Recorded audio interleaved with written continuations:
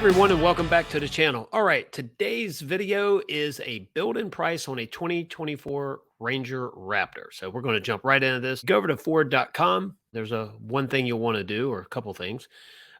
Click on vehicles on the top left. When you click on that, down at the bottom, it's going to say future vehicles. If you just click on trucks and go to Ranger, it'll take you to a 23. So future vehicles gives us our three options: 24 Mustang, Ranger, F-150, Raptor R. So let's click on that Ranger there. And we'll click on the 24 Ranger build-in price tab on the left-hand side. And now choose your model. So we have different trims. We have the XL, XLT, Lariat, and of course the Raptor. So there we go. So click on your start your build. Click on that. First thing that comes up is what the Raptor looks like. And the first color that comes up is the Shelter Green Metallic. Unfortunately, my invitation to review this in person was lost in the mail. However, if you look at some videos, you'll see that the video shows that with the sun hitting this paint, it is a very, there's a lot of metallic in it. And there's a lot of bronze hue to it. So it brings it to a lot lighter than what this picture shows. This is more of a dark green, sort of a flat, but I can tell you from some of the videos, it's very, very, let's see, it's a lot lighter, a lot of metallic, and it's a very bronzy hue to it. Really looks sharp. I mean, incredible color. And Code Orange is gone, so I think this is going to be popular. But let's run through the other colors really quick. You have the black. Doesn't do it for me here. I do like it on the Bronco Raptor, but not so much here. This is one I think is going to be very popular. The Oxford white with the black trim. There's enough black on this, especially those wheels there. You'll see later that they're another option for the wheels. But this is going to be a popular color as well. Iconic silver, can't go wrong with that. We have Hot Pepper Red Metallic, tinted clear coat, $495 upcharge. So if that's your color, you don't have Code Orange anymore. On the configurator here, the build and price shows it looking sort of Code Orangish, but it's not. It's more of a burnt orange versus that brighter orange in the Code Orange. So now we have carbonized gray. It works on every trim. It's a safe color. I like this on anything. Velocity blue. I like it on a lot of vehicles. Not crazy about it on Mustang for some reason. It's just weird how colors look different on different trims or different models. Cactus gray works, I think, consistent.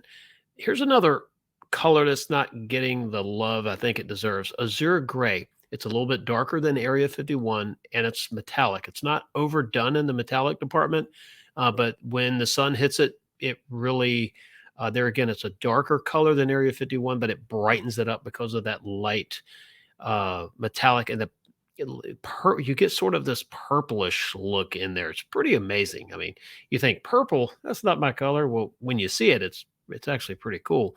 Or maybe purple is your color. But the Azure Gray is $995 upcharge. So let's jump right into this. The engine is going to be the standard 405 horsepower, 430 feet-pound torque, 3.0 EcoBoost V6. This is a twin-turbo, awesome engine that is also found in the Bronco Raptor. The drive time is full-time 4x4. You have front locking diffs in the Ranger Raptor, as well as the rear. Now, the rear is optional on other Ranger trims, but it's a standard front and rear on the Ranger Raptor. The packages, the equipment groups, the Ranger Raptor gets this standard. If we want to break down, say, what's included in this, let's just kind of go through that. The Ranger standard, 3.0, 17-inch gray painted aluminum wheels with 33-inch tires. I have a technical review video coming out, which is hard to do when I'm not next to one. But I think we've put together some pretty good points on this. 33-inch tires, there's a reason they're only 33s and not 35s. And I think that video is going to clear it up for a lot of people. So in this case, you get 33s. You get the Fox 2.5 or the 2.5-inch shocks with the live valve technology. You also have the Watts rear linkage for the diffs. This allows for plenty of travel without a lot of lateral movement in the differential. You have the 12-inch display center stack with the 12-inch digital cluster. So you have a lot going on in the front. You can really see all the tools and instruments that are available to you. 6 upfitter switches. So for all that off-roading, overlanding stuff you're going to add, mainly lighting, if you do a winch, all the accessories that require power, it's pre-wired from the auxiliary switches, makes it really easy to add on to. Thinking about my Bronco, I was like, as I start to add on stuff, wiring's already there. It makes it so much easier. Adaptive cruise control with lane centering. I will tell you that in the center stack, you can change on certain Ranger trims, and I'm sure this one, you can change from adaptive cruise control to standard cruise control. So there's pluses and minuses to both. Adaptive is really nice because obviously, as you're approaching vehicles, it's keeping a safe distance, starts to slow you down. The only thing I don't like about it is how hard it gets back into the throttle. But that's very adjustable. Ford could definitely ease that up if in some programming type thing. But it's very good to have it. Let's see, stop and go. You get the stop and go and speed time recognition, 360-degree camera, active park assist 2.0, and the Pro Trailer Backup Assist. That's awesome. You also have a brake controller. Brake controller's to the right of the steering wheel, and it's down slightly, but it's not too far down where you have to reach and struggle to find it. Very usable right to the right-hand side of the steering wheel. You have the leather trimmed front bucket seats. Now, the front driver's seat has the 10 power drive adjustability or adjustable with memory. So you can change up to 10 different ways that front driver's seat, and you have 3 different memory settings. So 3 different drivers preset it. It's all done. You don't have to argue with whoever drove last to move the seat too far forward or back. You have it. Also, you have an 8-way power passenger adjustable on the passenger side. Now the bolstering on these seats are pretty significant. It keeps you in that seat, keeps you planted as you're doing that spirited drive off road left and right and doing some fun stuff. The bolstering, I think, is going to really feel well. I don't think it's going to make it feel like the Recaro feel like you'd see in the Mustang, but it looks very comfortable. There again, didn't get a chance to sit in one yet, but it looks very comfortable. So you have Sync 4 A with connected built-in navigation. You get 3 years for that. Keep in mind, you also have the weather app on that navigation. This weekend, it came in very well. We were out in our Bronco. We had planned on packing camp up a little bit later. I had no cell service. I went to the Bronco, looked at the navigation, clicked on weather, found out we had rain moving in quicker than we thought. So we went ahead and packed camp up, and sure enough, it started raining a short time later. Perfect example. Yes, you can look at the weather on your phone, but in my case, I had no cell service.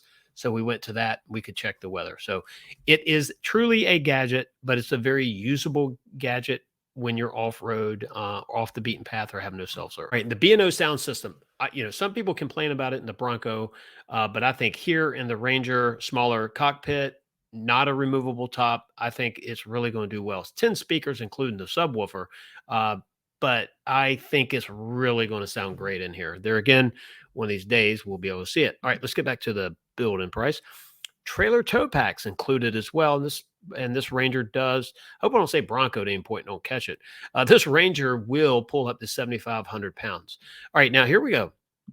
The wheels. Well, let me go back to this. This is your standard wheel. It's all black. See what it looks like.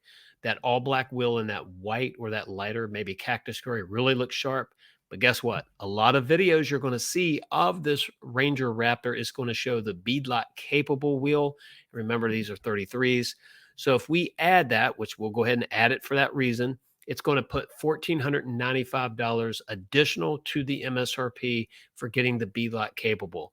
And if you're not planning on actually using the beadlock, which is an off-road only option as well, it does add a little bit of color to it. It adds a little bit of design. And some people, when they see all these videos of these Rangers running around, in their subconscious, they're going on a wheel that looks like that. If wheels aren't that important, or maybe you don't like that carbonized gray beadlock band on there, maybe you want to go with the all black. That's even better because it saves you $1,500. But because of the popularity of the beadlock capable, we're going to keep it in here. Also, you have, and they don't really mention it here, but it's 285, 70R, 17, all-terrain tires. So they are BF Goodrich KO3s. And so there's a lot of tuning on that tire that is made for this. This is a total package between the engine, suspension, and tire. Ford balances out. Now, on the exterior mirrors, side view, power folding, power glass with heat. So that's going to be good. Cold winter months, snowing, add a little bit of heat in that glass to get rid of that frosty on there. Turn signal indicator, security approach lamps, and painted body color skull caps. So, basically body color, you have the lights. It's just like a lot of the other mirrors that you see on the upper trim levels with Ford. Splash guards. Now, this is one I don't know if you like it. If we add it, you'll see what it looks like on the build and price here. I'm not a fan of it on the Ranger Raptor. I think on the other trims, I could definitely use them. But here, I just think it takes away from some of the ground clearance look. That's just my opinion. Maybe it's just, the way I look at it. I don't know. But here's another one. Now, this is going to be one that is going to be totally up to you and how you like it. Ranger Raptor, in this case, the Raptor decal. So, the graphics like you're seeing on the Bronco or the F-150. You sort of get these digital looking this graphic that runs at an angle. It does cut some of that bed side and that door side here, even though this is not a huge truck. It's got I think the right body lines in it. It's got enough going on that it's a pleasure to look at. It's not just a broadside flat panel on the side of a vehicle. That's boring. The Ranger has enough design going on. I think this is totally just an independent taste. I wouldn't do it. Also know this on the Bronco, it looks better with certain colors than others. So it's definitely depending on what color you're going with and your particular case. For $750, I am definitely not doing it. And so that's that. Now the next one gets a little spicy. So bed liners, plastic drop-in or the spray-in liner. Now, if you go with this is available in all Ranger models, not available with bed liner, tough bed spray-in, or pickup box extender XL, XL2, and Lariat models. So you can't, the extender for the bed, you can't use it with that. It's $345. But for $495, you do have the spray-in bed liner. Much better value, in my opinion. And I would say if you're going to do the extender, I do believe on here, not available with a bed liner, tough bed liner, the drop-in. So obviously you can't mix and match. But the bed extender, it will work with that. Here's the thing you'll want to watch out for, and you'll have to ask your dealer, whoever you're ordering your Ranger Raptor from, will this slow down your build? Is it a constraint at the time of ordering and the time of building? So that's going to be something your dealer can clear up for you. I would say if it is, in my opinion, what I would do is take it off of the order, have the dealer do it locally, or find someone else locally that could do it for me. I know it's nice to have it come from Ford that way. However, if it's going to mess up or extend your waiting period, is it worth $495 to you? I don't know. Cargo management rails. I do want to add these because I think for the camping, the overlanding thing is very valuable. Okay, the spare tire lock. I'm definitely doing this. It's helpful. I hear stories about people stealing those, and that's unfortunate.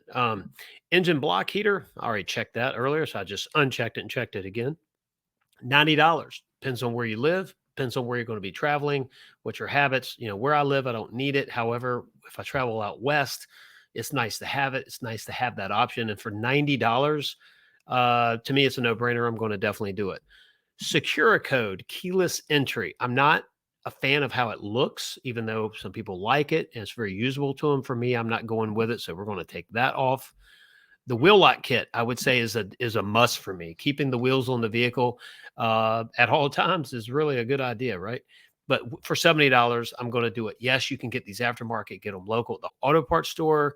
I'm just going to get it from Ford for $70. It's done. I don't need to worry about it. The interior. Now, the interior is the ebony, and it's what's included. And I'll tell you that the orange accenting, it's just enough, in my opinion. I love that color seat. I love the bolstering. You can really tell right here on the sides and on the bottom. very large bolstering. It's really going to keep you in that seat while you're doing that spirited drive off road, the lefts and the rights. It keeps you planted in there. Also, it looks pretty comfortable. Sort of gives you that Recaro feel where it wraps up and kind of hugs you a little bit, but I think it's definitely going to be definitely usable. Dual zone climate control. Now, this is where driver side, passenger side, nothing new there. What is new is you have the option of changing the climate in the center stack. Also, you have the analog knobs along with tuning for the radio, the volume, that you have that ability. So if something goes out on the screen, you can still change the temperature and the fan speed and the heat and cool. I just think it's pretty cool to have that dual option in there. It is redundant, but for someone like me, why not? And it keeps that sort of nostalgia of that knob there, even though you don't really need it. The Ranger, the floor liner is going to be standard in the Raptor. It is optional in some other trims. 400-watt in bed power is great. You have the 12-volt DC. You also have the 115 AC. That's going to be great for overlanding, camping. Yes, working out of the truck if you're on a construction site. Also working around the house. It's nice to have that option in there. And what's really cool, the tailgate has closing dampeners on it, so it doesn't slam down in the Ranger Raptor. Also has a ruler integrated into the tailgate itself with 3 areas for clamps. So you press on a button, the clamp will grab into the tailgate itself and onto the wood or whatever you're clamping down. It's not going to hurt the tailgate. So you could literally clamp a piece of wood down, plug in your saw, and cut it. Totally everything about this is just really user friendly. I know aftermarket's probably going to do some very fun stuff when it comes to those clamp areas, holding lights for overlanding, for camping.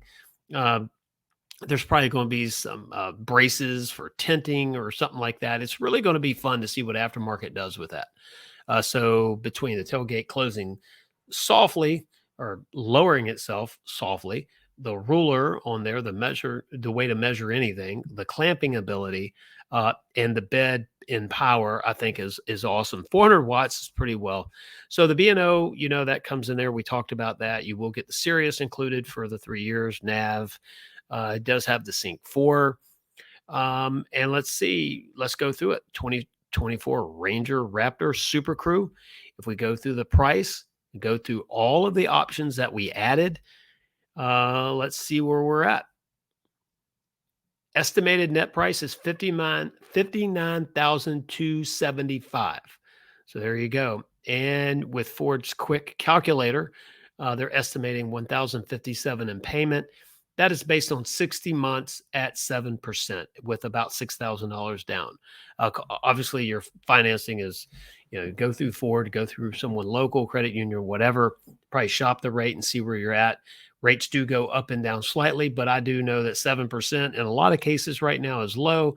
I'm hearing stories of a lot higher than that. So definitely check and see where you're at. I'd love to know your opinion on this video. What do you think about it? What do you think about how I built, at least on paper, how I built the Ranger Raptor, why I picked certain things? Do you agree with that? Do you not agree with it? Would you have done more, done less? And also, what do you think about the price of the Ranger Raptor? Is it too much to begin with? But then also look at what you get. Now, the technical video that I'm putting together is going to go into a lot of detail, more detail than I've seen on any review so far. And so if you like to get into the nooks and crannies and all the features about it, we're going to do our best without doing a walk around of bringing that to you. And maybe that video will help justify the almost $60,000 the way we built this one. I do know that the Ranger Raptor is going to be a fun vehicle. It is the most horsepower, 405 horsepower, and torque at 430 feet-pounds of torque in its class. So that mid-size truck, it's leading in that power as well. Also, we didn't talk about the transmission. It's a 10R60, which is a 10-speed automatic. The way Ford's done the 3.0 and they keep the power band pretty high in it, it's banging through all the gears all the way through. And I know that's a off-road term. If you're thinking, well, I don't want a vehicle that bang through the gears. It shifts stoutly. It shifts very good. I like the way it shifts in the Bronco. I think in this, it's going to be pretty cool, but it knows what gear to be in. It doesn't seem confused. Some transmissions do a lot of hunting, shifting back and forth. This seems to pick a gear and go with it. And I think that's because that large, very broad power band that they have, they're able to select any gear through that RPM range. And I think the Ranger Raptor is probably the best example for it right now. But I'd love to know what you think about that. Would you build it this way? Would you build it less, or would you build it at all? So definitely drop a comment below. Give me a thumbs up for the video if you liked the video. I hope you did. And if you haven't subscribed to our channel, hit the subscribe button and the bell icon for all notifications. And you'll know we go live or do another review or whatever the heck we're talking about. But I think the Ranger Raptor, if you like performance, I will leave you with this. If you like the Bronco, but you need more space, the Ranger Raptor might be for you because you're going to get a lot of the ability of the Bronco, and you're going to get the payload and the space for with a bed of a truck in the Ranger Raptor. So it's really, is this the Bronco truck that people wanted? I don't know. You be the judge. So let me know in the comments. I'd love to know what you think.